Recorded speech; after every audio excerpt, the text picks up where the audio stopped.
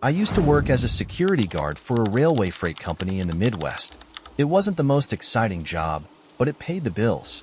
Most nights, I patrolled the freight yard, a sprawling maze of train cars, tracks, and machinery surrounded by dense woods. The job was quiet, almost too quiet sometimes. But that night was different. That night, I learned that silence can be the loudest warning. The freight yard was located just outside of town, and on clear nights, you could hear crickets chirping or the occasional distant howl of a coyote. But not that night. A thick fog had rolled in, muffling every sound. The yard lights struggled to cut through the dense mist, casting eerie halos that danced like ghosts in the cold air. "Chris, you there?" crackled a voice over the radio. It was Jimmy, my supervisor, calling from the main office. "Yeah, I'm here," I replied, adjusting my jacket against the chill. "Just finishing my rounds on the west side." "Fog's bad tonight," Jimmy said. "Keep your eyes open. Last thing we need is some idiot wandering onto the tracks." "Will do," I said, clicking the radio off. I wasn't worried about trespassers, at least, not usually.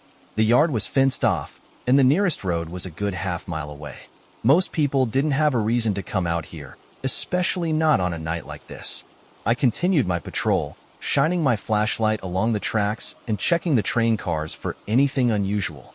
The fog made everything feel surreal, like I was walking through a dream or a nightmare. About an hour into my shift, I heard it for the first time.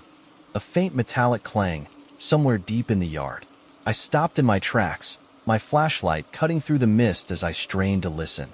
The sound didn't come again, but it had been sharp and deliberate, like metal striking metal. "Probably just a loose door," I muttered to myself, trying to shake the unease creeping up my spine. Still, I decided to check it out. I followed the tracks toward the source of the sound, my boots crunching softly on the gravel. The fog seemed to grow thicker the further I went, swallowing the yard lights until only my flashlight beam lit the way. "Hello?" I called out, my voice echoing faintly in the stillness. "Anyone out there?" No answer. I stood there for a moment, listening to the silence, before turning back toward my usual route. Back at the security office, I settled into my chair and began cycling through the camera feeds. Most of the yard was obscured by fog, but I could make out faint shapes of train cars and machinery. Just as I was about to move to another camera, something caught my eye, a shadow flickering at the edge of the frame. I leaned closer, squinting at the monitor. The shadow moved slowly between two train cars, its shape indistinct but undeniably human. "Jimmy, you seeing this?" I said into the radio, trying to keep my voice steady. "Seeing what?" Jimmy replied, sounding half asleep. "There's someone in the yard, near the old freight cars on the west side. Could be a drifter," he said, his tone dismissive. "Keep an eye on it, but don't do anything stupid." I grabbed my flashlight and headed back into the fog, my heart pounding. The area near the old freight cars was the most remote part of the yard, seldom used except for storage. As I approached, the metallic clang echoed again, louder this time, followed by a faint creak, like a rusty door swinging open. "All right, come out," I called, my voice firmer now. "This is private property." No response. I rounded the corner of a rusted freight car and froze. The door to the car was slightly ajar, just enough to reveal darkness within. My flashlight beam swept over the ground, revealing fresh footprints in the gravel, large and deep, leading directly into the car. "Hello?" I said again, taking a cautious step forward. "If someone's in there, you need to leave." Still nothing. I hesitated, every instinct screaming at me to walk away. But curiosity, or stupidity, got the better of me. I climbed onto the car's platform and peered inside. The air was cold and damp, and the beam of my flashlight revealed an empty space, save for a single wooden chair sitting in the center. Ropes hung loosely from its arms and legs, and the floor was scattered with rusted chains. The smell hit me next, sharp and overpowering, like bleach. It was so strong it made my eyes water, and I had to step back to keep from gagging. "What the hell is this?" I muttered to myself. Just as I turned to leave, I heard it, the sound of footsteps crunching on the gravel outside. I whipped around, my flashlight beam slicing through the fog, but the footsteps stopped as suddenly as they'd started. "Who's out there?" I shouted, gripping the flashlight like a weapon. Silence. Then, from somewhere in the distance, I heard a faint laugh. It was low and raspy, almost like a wheeze, and it sent a chill racing down my spine. I bolted from the freight car, my heart hammering in my chest. As I reached the edge of the yard, I glanced back over my shoulder. Through the fog, I saw it. A shadowy figure standing in the open doorway of the freight car, its form tall and gaunt, its head tilted unnaturally to one side. Back at the security office, I locked the door and sat down, trying to calm my racing thoughts. My hands shook as I flipped through the camera feeds again, searching for any sign of the figure. For a while, there was nothing but static and fog. Then, on one of the monitors, the shadow appeared again. It moved slowly between the train cars, stopping occasionally to turn toward the camera. Though I couldn't see its face, I felt its gaze, cold, unrelenting, and full of malice. "Jimmy, we need backup," I said into the radio, my voice barely above a whisper. "There's someone in the yard." "Chris, you okay?" Jimmy asked, suddenly alert. "No, I'm not okay," I snapped. "There's something out here, and it's not human." The radio crackled with static, and Jimmy's voice faded into silence. I stared at the monitors, my breath hitching as the shadow disappeared once again. By the time Jimmy arrived with two other guards, the fog had begun to lift. Together, we searched the yard, but there was no sign of the figure or the footprints I'd seen earlier. When we reached the old freight car, the door was closed, and the chair inside was gone. To this day, I don't know what I encountered in that yard, but sometimes, late at night, when the fog rolls in, I can still hear the metallic clang and the faint echo of that laughter, as if it's calling me back.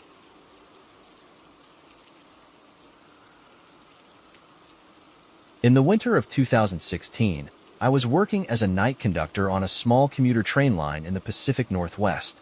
It wasn't a glamorous job, but I enjoyed the solitude of the night shifts.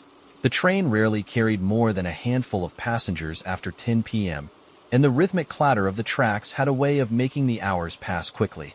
That night was bitterly cold, with snow falling so heavily that it blanketed the world outside the train's windows in white. I remember thinking how peaceful it looked, even as I worried about the rails icing over. By the time we reached the third stop on my route, the platform was completely deserted. "Empty again," I muttered to myself, stepping off the train to make a quick sweep of the cars.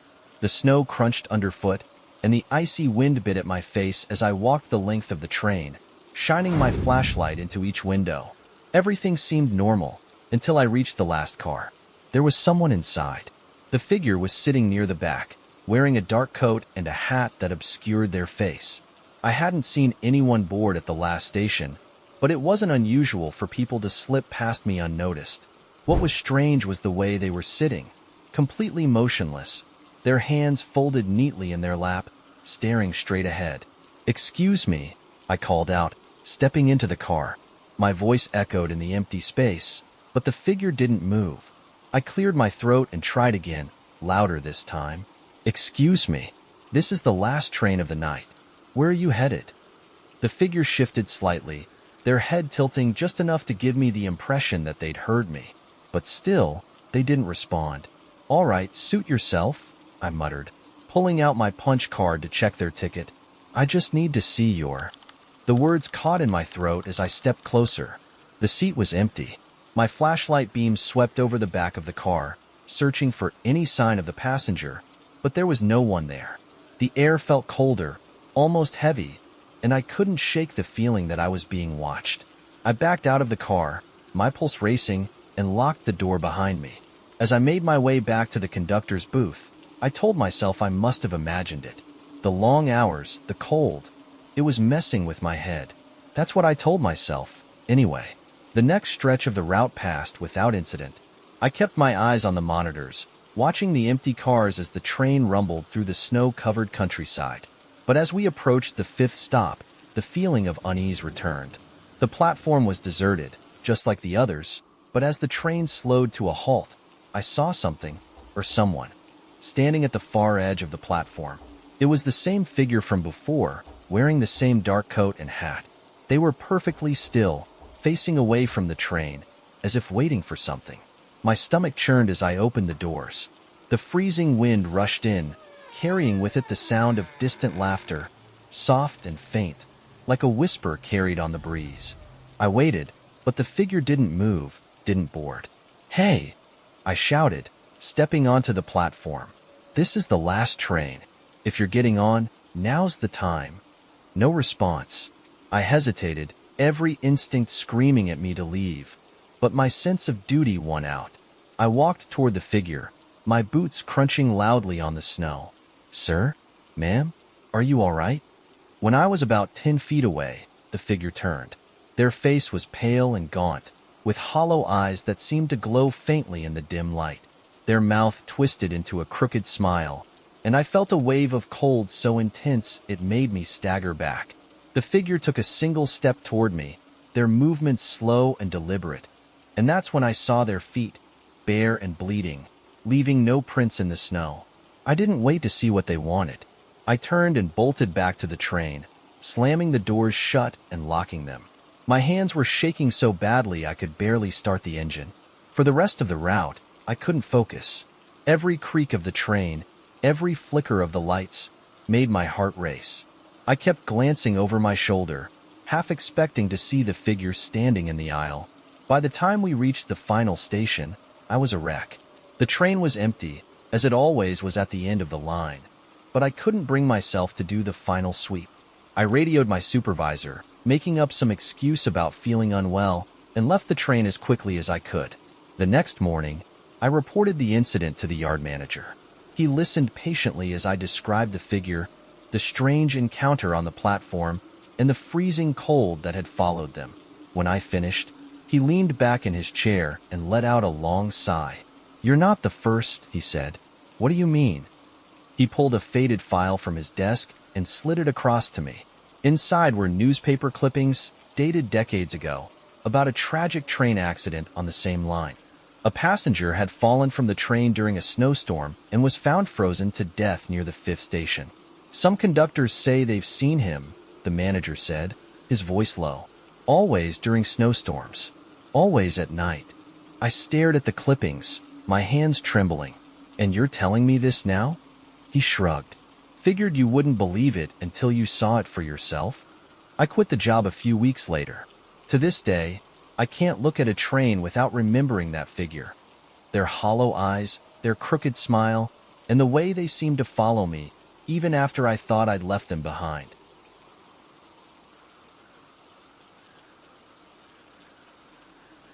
A few years ago, I worked as an overnight train operator on a long-distance passenger route stretching through the Northeast. Most of the time, the job was uneventful. A lot of empty cars, a handful of late-night commuters, and the occasional backpacker trying to make their way across the region. I liked the solitude, though. Just me, the hum of the train, and the endless stretch of tracks ahead. But one night during the winter of 2018, something happened that I can't explain. Something that still gives me chills every time I think about it. The train had left its second-to-last station for the night, heading toward a small rural stop before making its way to the final depot. Snow blanketed the tracks, and the wind howled around the cars as we sped through the darkness. I remember glancing at the passenger manifest and seeing that only 4 people had boarded at the last station.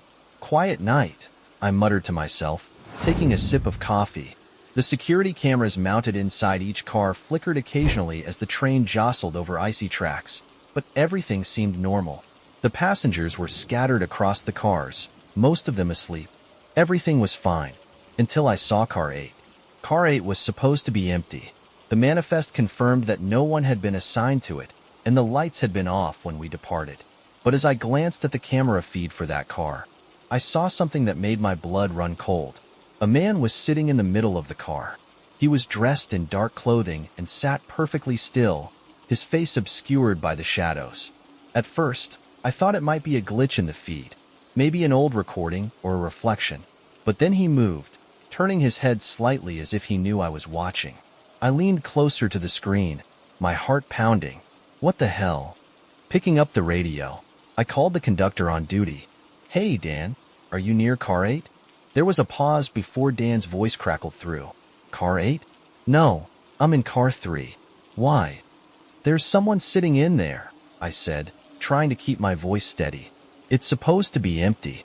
Hang on, Dan replied. I'll check it out. I watched the screen as Dan made his way through the train, his flashlight beam flickering on the monitors. When he reached car 8, he pushed the door open and stepped inside. I could see his breath fogging the air as he scanned the seats, but the man was gone. Chris, there's no one here, Dan said over the radio. The car's empty. I stared at the screen, where moments ago, the man had been sitting. I just saw him, I insisted. Middle seat, left side. Well, he's not here now, Dan said. Maybe it was a shadow. These cameras mess up all the time. Maybe, I said, though I didn't believe it. I couldn't shake the feeling that something was wrong. For the next hour, I kept a close eye on the cameras, cycling through the feeds again and again. The train sped through the snowy wilderness, the blizzard outside growing fiercer. The passengers in the other cars were still asleep, oblivious to my growing unease. Then, just as I was starting to convince myself that I'd imagined it, I saw him again. The man was back in car 8, sitting in the exact same spot. This time, his head was tilted downward, as if he were staring at something in his lap. I grabbed the radio again, my hands shaking. Dan, I said, my voice urgent. He's back. What? Who's back? The guy in car 8. He's sitting in the same spot. Dan sighed audibly. Chris, I just checked that car. It's empty. He's there, I snapped. Go look again. Reluctantly, Dan agreed.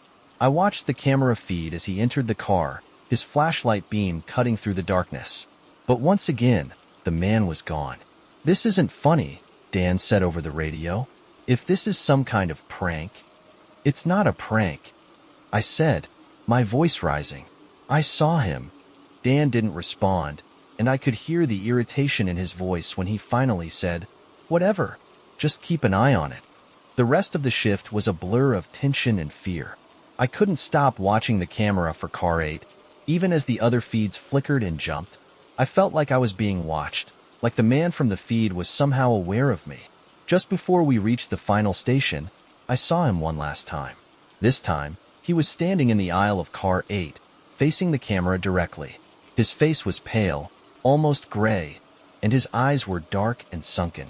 He stared at the lens for what felt like an eternity before tilting his head to the side in a slow, unnatural movement. Then he was gone. The camera feed went static for a moment, and when it returned, the car was empty. When we arrived at the depot, I told the supervisor everything. He gave me a tired look and muttered something about overwork and hallucinations, but I knew what I'd seen. Dan refused to talk about it, brushing it off as a malfunction, but I could tell he was just as shaken as I was. A week later, I overheard two of the older conductors talking about car 8. They mentioned an accident that had happened years ago, back when the train line was still new. A man had fallen from the car during a snowstorm, his body found frozen on the tracks the next morning. They said people had seen him since then, always in car 8, always during the winter. I transferred to another route after that. I didn't want to take any chances, but sometimes when I hear the sound of a train in the distance, I can't help but think of that man. His hollow eyes, his pale face, and the way he seemed to stare right through the screen.